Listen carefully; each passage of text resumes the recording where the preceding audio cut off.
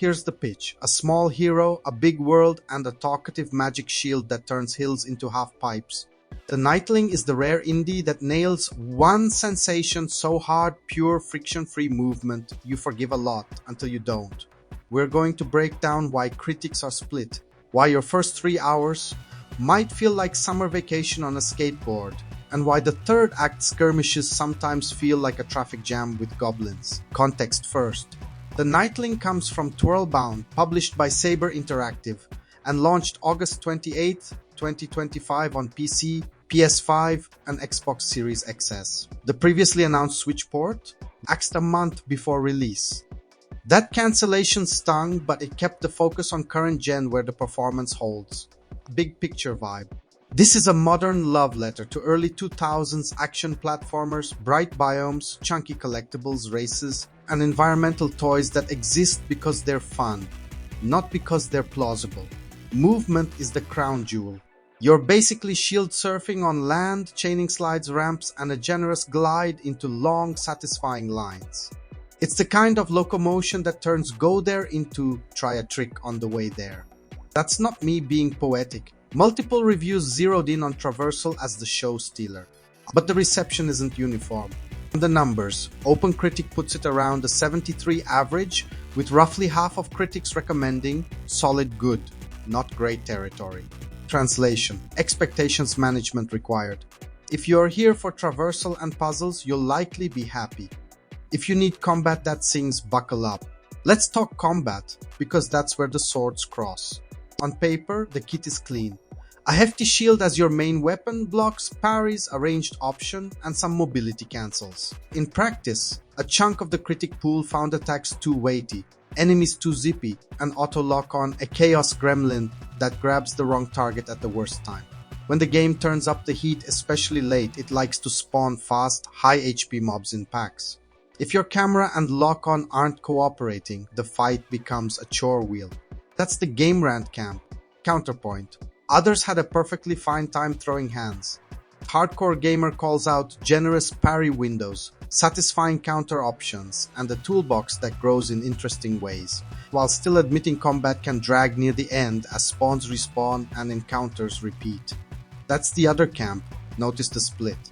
It's less who's right and more what you tolerate. If you hate auto-lock that steals agency, you'll feel it. If you love a big parry with screen shake drama, you'll forgive the rest. Puzzles and world structure, strong showings. The Knightling sprinkles bite-sized challenges throughout the map. Think little geometry toys that reward observation and momentum more than arcane knowledge. The gamer singled out constellation puzzles, and the way side content blends into the main path so smoothly you forget which is which. It's very wander, discover, smile energy, and it suits the traversal first design.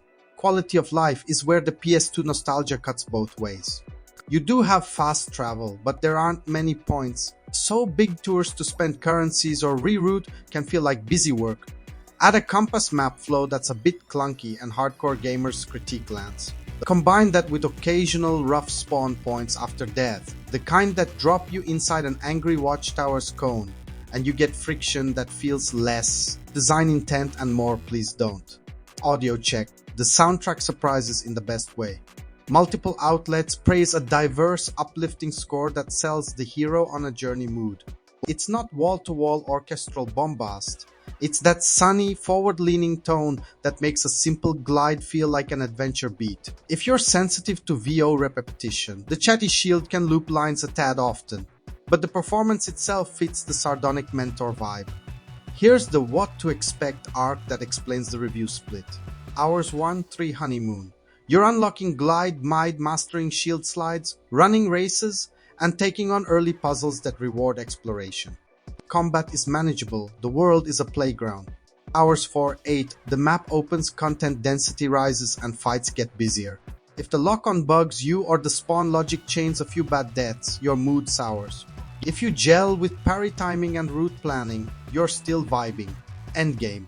Traversal is at its peak, stringing lines across biomes feels fantastic, while repeated encounters and scarce fast travel can blunt momentum. None of this is fatal, it just decides whether you remember the glide or the grind. Our Red after triangulating the big three reviews. Game Rant lands at great movement, weak combat story. The Gamer lands at great puzzles and structure with a couple of frustrating respawns. And Hardcore Gamer praises the B-tier throwback charm while wishing for more QOL and encounter variety. That's a coherent picture.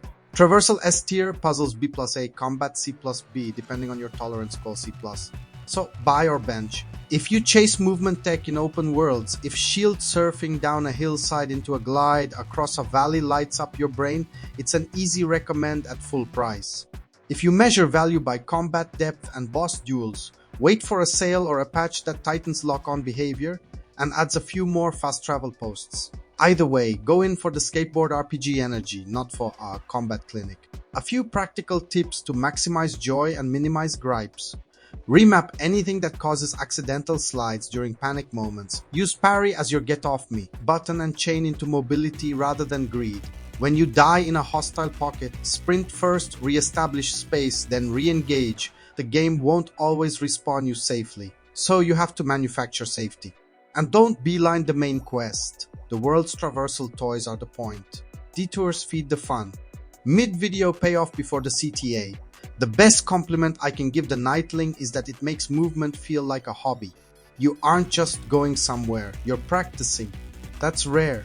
The worst thing I can say is that combat sometimes interrupts the vibe like a party guest who won't stop fiddling with your TV settings.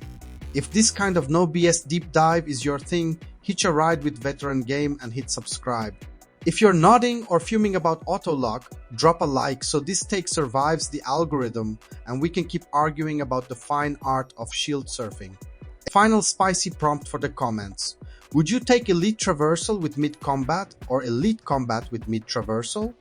In a game like this, which one actually defines your fun?